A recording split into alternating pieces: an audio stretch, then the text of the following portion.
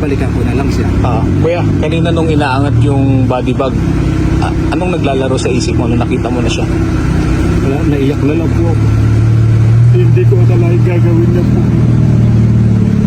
Kasi driver lang po niya, may tiwala po ako sa kanya. Sabi niya sa akin, tutulungan niya po habang buhay. Kaso, ganun po ginawa niya. Hindi ko alam. Yun lang po.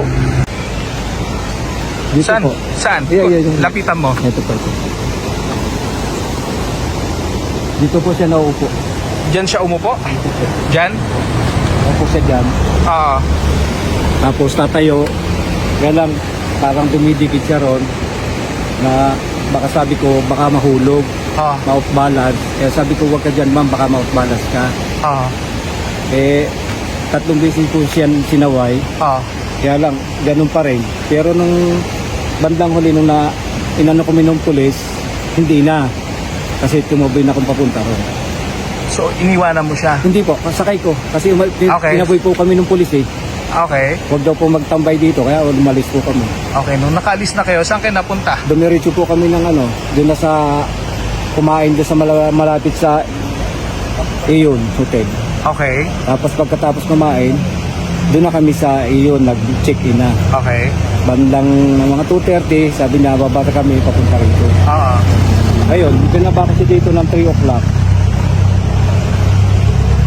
Pagbaba, sinilip ko pa, nakaupo siya dito. Okay. Umalis ako, punta ako doon. Sabi ko, balikan mo na lang ako. Yung pagbalik ko siguro, sabi ko, hindi naman umalis, 1 hour. Pagbalik ko po dito, hinahanap ko. Tumigil ako dito, sinilip ko po dyan sumilip ako Natatakot naman po ako, baka mahulog ako.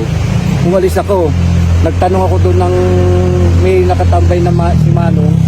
Tinanong ko kung may tumang babae na babae, wala naman daw po. Kaya bumalik ulit ako rito. Sinilip ko ulit. Pero wala po akong nakita sa babang hindi ko nakita. Ayun, bumalik na ulit ako ng hotel. Tatanungin ko sa hotel kung pumunta. Anong oras yun? Ano na po yun? Na pasado alas 5 na. Okay. Pagdating ko doon, wala pa daw po. Di bumalik ulit ako papunta rito. Sinuyod ko ulit papunta rito. Tinignan ko ulit ito. Kasi sa baka ako nagtambay-tambay ng wala po.